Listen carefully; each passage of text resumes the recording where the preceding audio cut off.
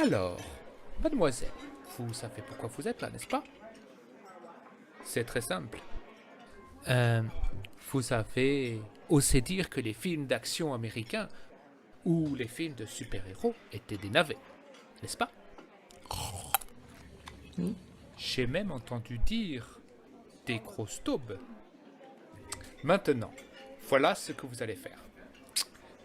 Vous allez donc regarder l'intégralité des films Marvel et vous allez nous donner votre avis sur les films.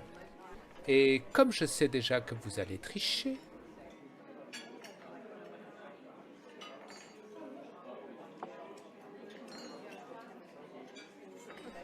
vous allez prendre votre petite caméra et faire une petite vidéo. Je suis sûr que vous allez beaucoup aimer ça au final.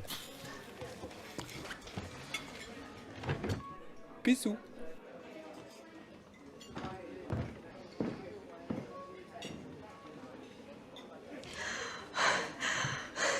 Et allez, on enchaîne avec le 8e film. Et on va voir Thor, le monde des ténèbres.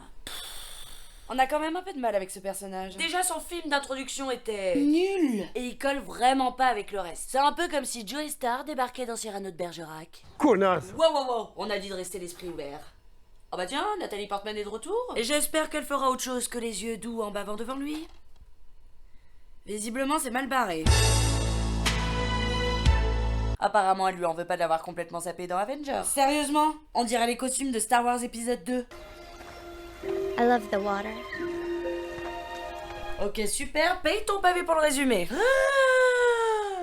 Thor, le monde des ténèbres nous entraîne dans les nouvelles aventures de Thor. Sérieux? Le puissant Avenger qui lutte pour sauver la Terre et les 9 mondes d'un mystérieux ennemi qui combattent l'univers tout entier après les films Marvel, Thor et Avenger. Thor se bat pour restaurer l'ordre dans le cosmos, mais une ancienne race sous la conduite du terrible Malekith, un être assoiffé de vengeance revient pour répandre les ténèbres, confronter un ennemi que même Odin et Asgard ne peuvent contrer. Thor doit s'engager dans son aventure la plus dangereuse et la plus personnelle au cours de laquelle il va devoir s'allier au traître Loki pour sauver non seulement son peuple et ceux qui lui sont chers, mais aussi l'univers lui-même. Bon, ok, d'accord, j'ai repris ma respiration, mais je trouve que c'est quand même pas mal. Ce qui est bien avec ces résumés qui spoilent tout, c'est que si jamais on a envie de louper un film, suffit de lire la jaquette. Eh bon bah du coup c'est bon, on peut passer au suivant, non?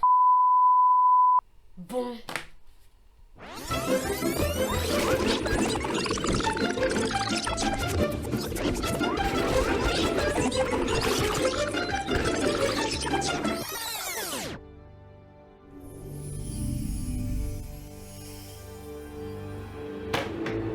No. Thank you. What?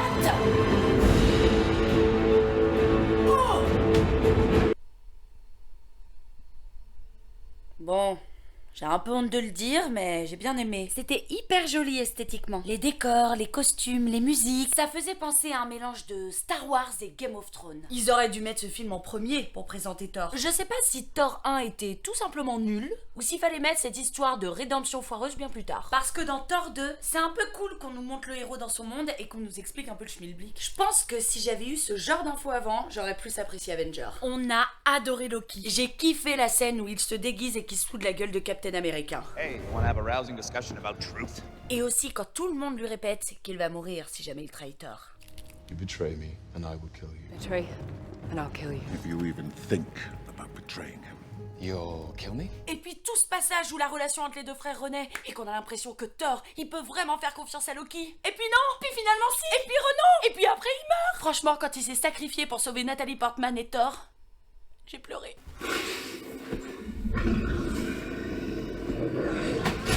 Oh non! Oh non! Putain, je chougne. I didn't do it for him. Oh non! Et en fait, il pouvait pas lui faire confiance! What? La scène où la maman meurt était hyper touchante, avec l'enterrement où toutes les lanternes s'envolent. Comme dans Réponse. Now I'm here, blinking in the starlight. Now I'm here, suddenly I see. Standing here, it's all so clear.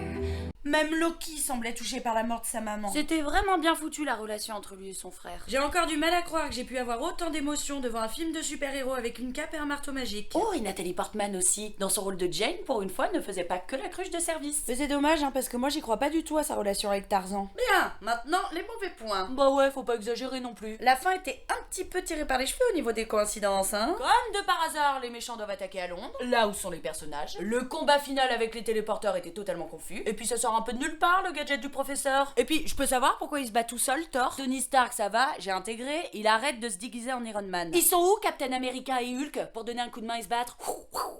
Et l'autre avec son arc. Il aurait pu faire semblant d'aider, comme dans Avenger. Mais le pire, c'est le méchant. On sait pas ce qu'il veut, apparaître méchant. Ils auraient pu un peu plus se creuser la tête. Bon, bah j'ai été mauvaise langue parce que Thor 2, c'était bien. Ça fait 2 films que j'aime bien, alors je sais pas si ça devient mieux ou si ma tolérance à ce genre de film augmente. Je sais pas.